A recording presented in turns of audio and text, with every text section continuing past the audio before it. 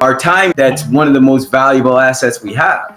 And the way we build wealth is by leveraging our assets to the greatest extent. And time is the one. The wealthiest people, the way they built their wealth is due to their ability to leverage their time. They're making millions and millions of dollars every minute. Like, that's how their money flows. So regardless of what they're doing, money's coming in, money's going out, the money's flowing. But that didn't just happen.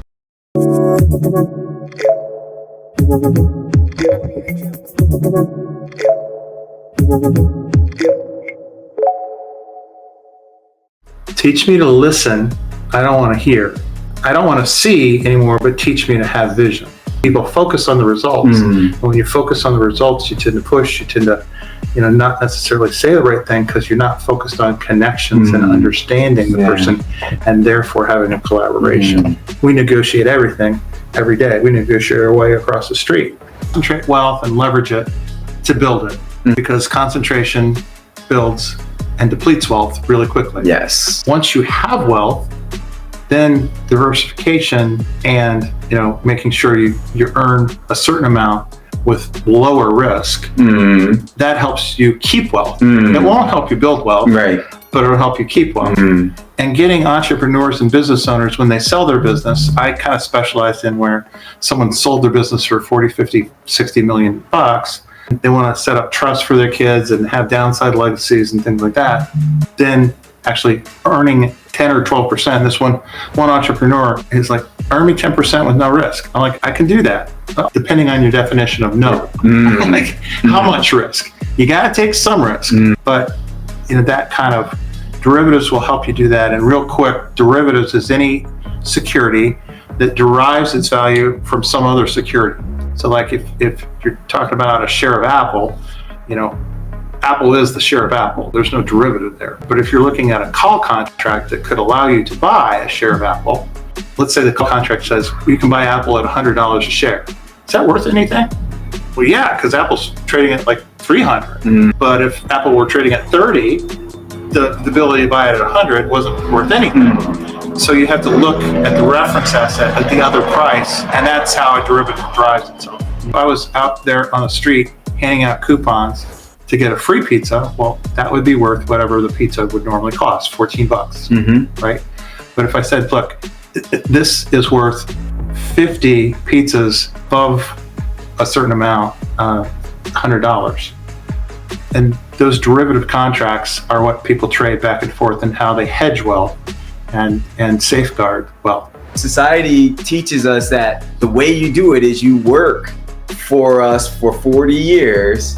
And while you're working for 40 years, you're building up your pension, like you're building up your fund. But typically in most cases, when you do it that way, in most cases, it's enough maybe for you to live comfortably, but not to really live, in many cases, the lifestyle you desire. And it won't be something, typically, if you did try to live the lifestyle you desired, it wouldn't be something that your children, your grandchildren, and your great-grandchildren would be able to live off of too. If we're taught the other way, who's gonna be out there working? The systems need somebody to be out there working. If I got this multi-million dollar company, and if it ain't me working and doing it all, somebody's gotta be doing it. And so that I can enjoy the time with my family and breaking those generational cycles and building generational wealth, somebody's gotta be doing it. Most people don't like to get uncomfortable in the first place. And then learning how to stay uncomfortable is a whole nother trick. Because normally you attain a certain amount. All right, I did this, I did that. Now I'm comfortable. Yeah. Okay, well, but happiness isn't being comfortable. Right. Happiness is continuing to grow, especially in a spiritual direction. And spiritual growth requires suffering. Learning how to be comfortable, being uncomfortable. Top 3 things that are my goals for the year.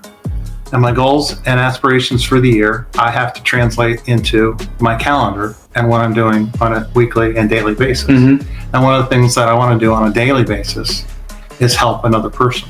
Another thing that I want to do on a daily basis is spend some time in the Word. Another thing I want to do on a daily basis is know that I'm making progress reaching my goal of financial independence. I just wanted to say thanks to John for coming and hanging out with us. It's all about value and about collaborations. Hopefully this was helpful to everyone. And if it is, if you're watching this live on YouTube, then subscribe to the channel, comment. I love to see the comments. But for everyone, if it was helpful, here's the key thing. This is it. Just implement it. So with that said, God bless you all. I'll see you on the next video.